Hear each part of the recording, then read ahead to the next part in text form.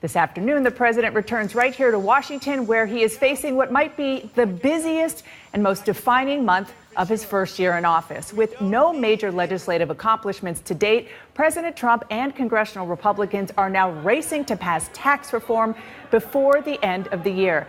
Complicating matters, the controversial special Senate election in Alabama on December 12th, and there's also a looming government shutdown if Congress is not able to pass a spending bill by midnight on December 8th. Let's get right to two leading members of the U.S. Senate, Republican Senator Lindsey Graham of South Carolina and the number 2 Democrat in the Senate, Dick Durbin of Illinois. Gentlemen, thank you so much for joining me this weekend. I want to start with taxes. Senator Graham, first to you. President Trump has promised tax reform by Christmas. Right. Some of your colleagues, Senator Corker, Senator Flake, for example, they've expressed concerns that this bill is going to make an even bigger hole in the deficit than there is now. So are Republicans going to have the votes by the end of the month? Yeah, I think so. I think what they're concerned about is that the personal tax cuts expire in 2025, and that's a bit of a gimmick. But we'll get there because failure is not an option when it comes to the Republican Party and cutting taxes. To every Republican senator, the fate of the party's in our hands, as well as that of the economy. The economy needs a tax cut, and the Republican Party needs to deliver, so I think we'll get there. And Senator Durbin, the tax bill would double the standard deduction it would double it to $24,000 for a married couple. It would increase the child tax credit to $2,000 per child. I know there are things that you don't like in the bill, but those provisions would help working families, would they not? For the rest of the story, though, there's a real problem. $1.5 trillion added to the deficit, threatening Medicare and Social Security. Tax breaks for the wealthiest people in America and the biggest corporations. Meanwhile, the tax breaks for working families, half of them will see a tax increase, half a tax break. Those disappear, as Senator Graham just mentioned. But the tax breaks for the wealthiest people are permanent. That's just unfair, and that's why half of the American people are skeptical about this Trump tax plan. Gentlemen, I want to turn to something that is looming, and that is, unless Congress acts, the federal government is going to run out of money in less than 2 weeks.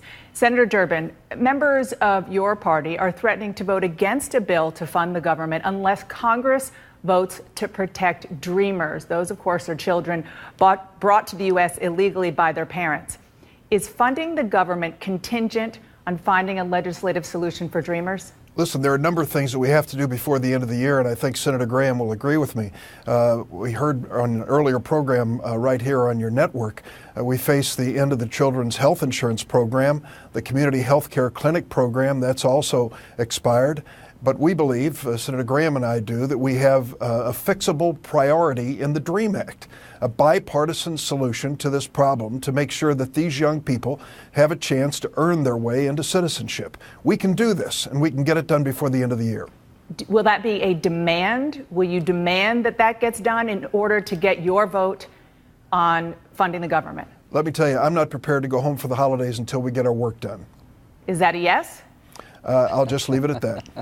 I just want to make sure that our viewers know what we're talking about.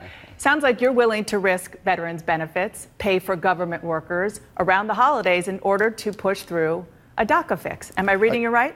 Well, I can tell you, here's the read that you should have. We've done precious little this year in the United States Senate. I think Senator Graham can point to the Defense Authorization Bill as the only substantive bill we've considered. You know that, Dana. You follow this day to day. So now we have 3 or 4 weeks to get some real work done. We believe, the DREAM Act, Senator Graham and I believe we can put together a bipartisan coalition to pass it and make that part of the end-of-the-year effort. Senator Graham, your fellow Republican Senator, Tom Cotton, said that Republicans have definitely ruled out attaching DACA to the spending bill. Period. End of story, he said. You and Senator Durbin, as he just discussed, do have bipartisan legislation to protect dreamers. What is the holdup?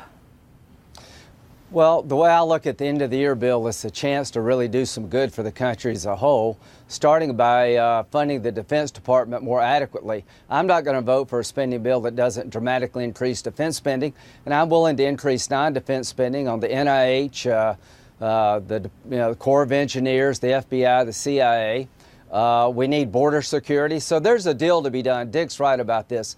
For the DREAM Act, I think you could get strong border security and a break in chain migration.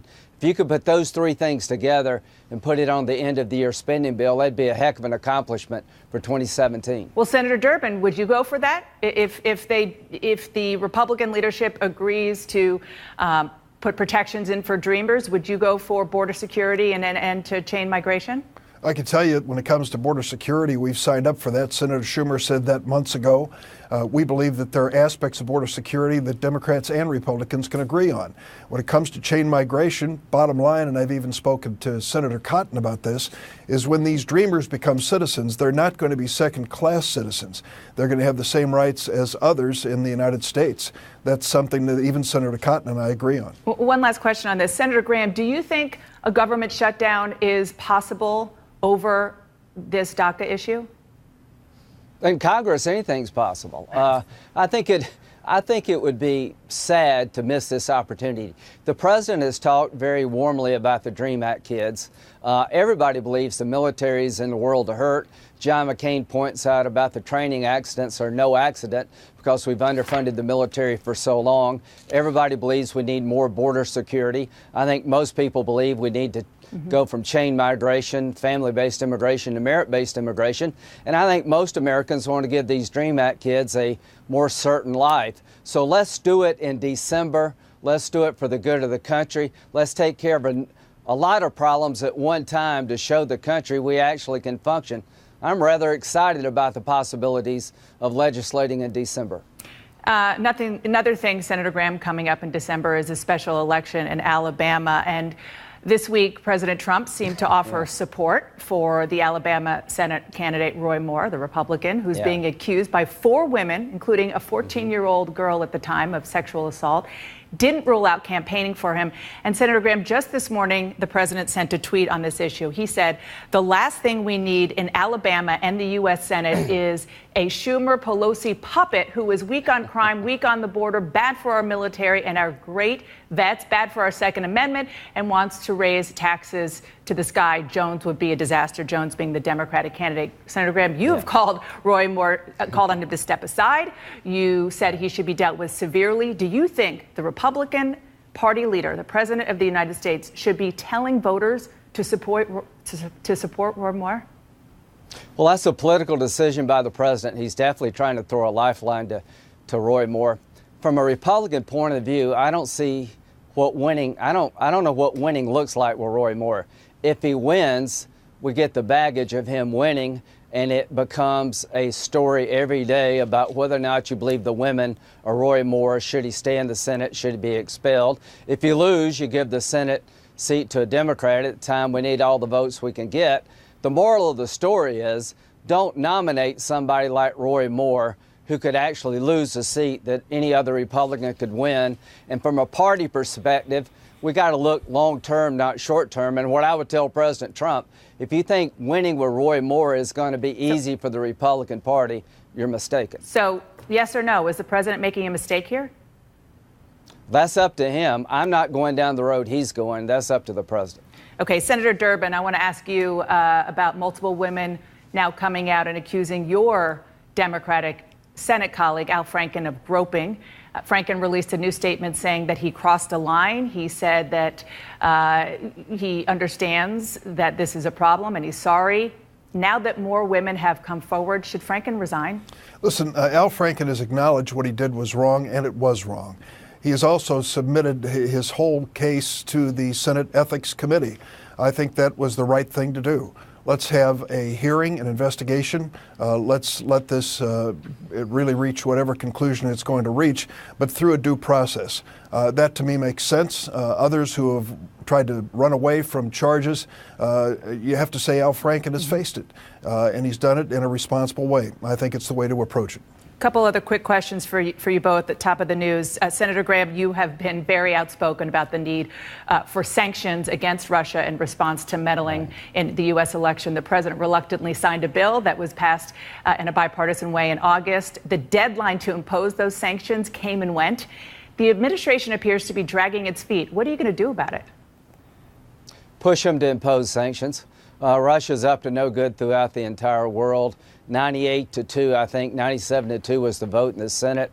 The House was overwhelmingly supportive of sanctioning Russia. They did interfere in our election, and they need to pay a price. So I would urge the administration to impose the sanctions passed by the Congress, because if you don't, you're creating a problem for yourself at a time we need to focus on solving problems. Senator Durbin, there's currently some confusion about who is running the Consumer Financial Protection Bureau. Mick Mulvaney was appointed by President Trump. Leandra English was tapped by the outgoing director. Who do you think is in charge? Well, I asked, of course, you can turn to Dodd and Frank, the co-sponsors of that legislation, and I read the provision. It says that when the director steps aside, the deputy director shall be in charge of the agency. Not may, shall be in charge. And so now there's an effort by Mick Mulvaney and the Attorney General to really push him into this position so that he can take away their power. Remember, this was the agency that fined Wells Fargo $100 million for defrauding the people who were saving there and creating phony accounts. It's a watchdog agency. Wall Street hates it like the devil hates holy water, and they're trying to put an end to it with Mr. Mulvaney stepping into Cordray's spot. But the statute is specific, it's clear, and it says that the deputy shall take over. Senator Graham, finally, who do you think is in charge of the Consumer Protection Agency? I think the president's on good ground here to appoint somebody under the vacancy statute. And in terms of the agency, it's the most out of control, unaccountable federal agency in Washington. Really no oversight at all. They can get into everybody's business. I don't think they add much at all to consumer protection. They sure add a lot to increasing costs for mid-sized banks throughout the country that had nothing to do with the financial collapse. So I hope it's Mick Mulvaney, and I hope he'll ride herd on these folks.